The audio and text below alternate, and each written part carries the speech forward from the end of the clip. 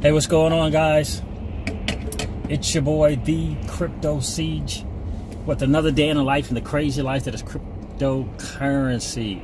What is going on, guys? I figured I'd shoot a quick video here and kind of share my thoughts on a couple of videos that I watched earlier this morning. Really good stuff. One was an article from the Financial Post. I'm going to do a video on that later, so I can from my laptop, so I can share that article. But it's something that I've been saying since day one in my videos. I can't wait to share that. But I was just thinking about something I heard from one of our favorites, the digital asset investor, this morning. And he said this three times before, but he said, do you think that the United States, and yes, we all know that they are behind in this cryptocurrency game. We all know that the U.S. is behind 100%, and I think the reason for that is for the longest time, they were kind of kicking and screaming, right? Because they thought initially that the crypto asset space was going to threaten the powers that be, you know, that the digital currency and the idea behind Bitcoin was going to threaten, right? And then they began to do their homework, obviously, and look into it seriously and not take it, as a joke. And they did their homework and discovered this thing that is XRP. That is my humble opinion. And so there's this big to do about XRP and whether it's going to be deemed a security. And this is what I heard this morning. Do you think that the United States, although they are behind, are going to let the rest of the world, because this has become a global thing, take their position as the dominant country in global economics? In other words, if the dollar reserve, that's us, right? We own that. Right? We know, however, if we've been paying attention to the news, that China and Russia, and maybe a couple other countries, maybe even Japan, or realize the situation with the dollar and what's going on with that. They know, and they no longer want to participate and say, okay, the U.S. dollar is going to be the global reserve currency. Yeah, they've been saying this for a while now. You hear Putin say it all the time. China feels the same way, right? And so there's this pushback in terms of us, having the dollar be the reserve currency. So now we have this thing, XRP, and the United States government, the president, knows about it, right? Because people from Ripple met with the president. They know the president and the powers that be know that Ripple, the people from Ripple, are working with the IMF, right? They know these things. They absolutely know it. And so the idea to think that they're going to take XRP and deem it a security is like, it's just about silly. There's no chance, because they know if they do that, it's going to harm them. It's going to harm us as a country to do that. And now look, XRP is a U.S. thing, right? It's not like Bitcoin that is controlled by China. It's not something that's from Singapore or from Japan. It's us. It's the USA. And there's no way that they're going to allow that to become a detriment. If they're going to take advantage of it and leverage it. And it's a U.S. thing. And since it's a U.S. thing, it will allow us as the U.S. to continue to position ourselves as the reserve currency. So XRP in some way, shape, or form will be part of the IMF's plan as an SDR, special drawing rights type of deal, in some way, shape, form, or fashion. I don't know about this whole world currency thing. I don't know. I've heard it. I've researched it. I don't know. But I do know initially that XRP will be the currency that provides for a global economy because of the phrase interoperability. And it may start with the banks. Remember, governments rely on the banks, whether it be the central banks or the World Bank. It may be in that shape, form, or fashion in the beginning. So in the beginning, when I say that, that's the least, in my humble opinion, is what it's going to be. This interoperability platform with the distributed ledger technology that it has, that it owns.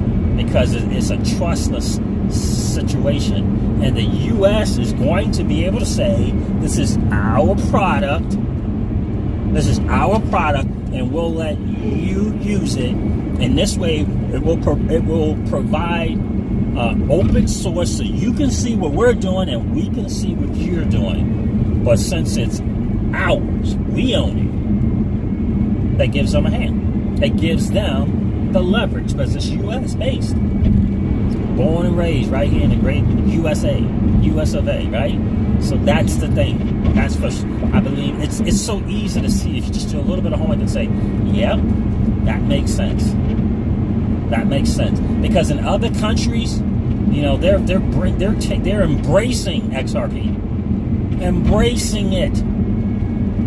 And if we as a country or people in the businesses and companies in the states aren't able to leverage it because it's deemed a security, then we're at a disadvantage. And they're not going to let that happen. So those of us who are XRP holders, you're in great shape, right? We're in great shape. I mean, like amazing shape. And the article that I'm going to read to you guys later on today and share with you guys is what I'll question. But I will tell you, it's phenomenal. But I will tell you, the title of the article is about crypto assets for the long term and the benefits of it for the long term. And that's the kind of investor that I hope that you are, because I know that that's what I am, in this for the long term, and have to take that long-term perspective for it to make sense for you to take advantage of the benefits. Because I got to be honest with you, in my humble opinion, the $50 or $100 or $150 is, in my humble opinion, is child's play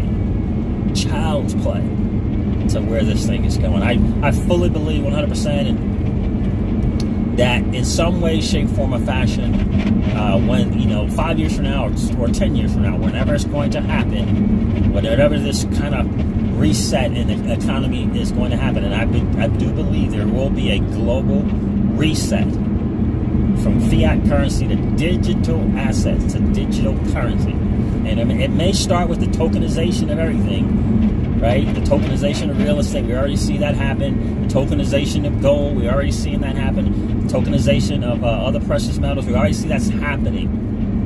It's going to be a tokenization of everything. And what will go hand in hand with that is what they call a global reset. And it will be a reset from, it'll be like starting over with these digital assets and kind of going from there.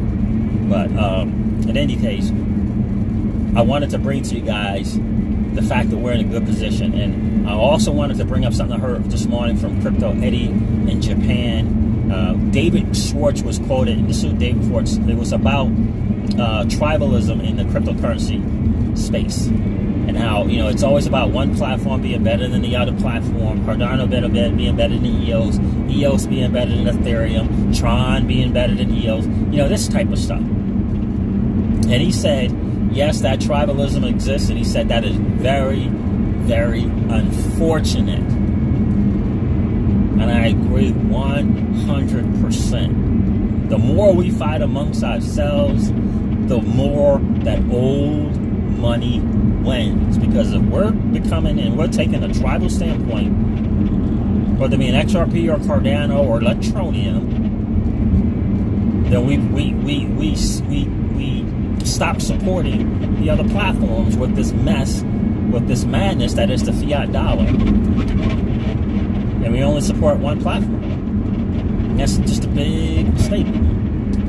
We need the cryptocurrency spaces to win and succeed as humanly possible. That's what we need.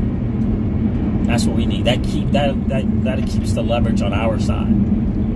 That's what we need, because we need more of us in this, right? My good friend and mentor Jim Rohn always said, each of us needs all of us, and all of us need each of us. That is the deal. That is the bigger picture, guys. So anyway, I just wanted to shoot that video. I can't wait to bring this other video. You guys are going to love it. You're going to love this new video. Hopefully I'll do it sometime later on today.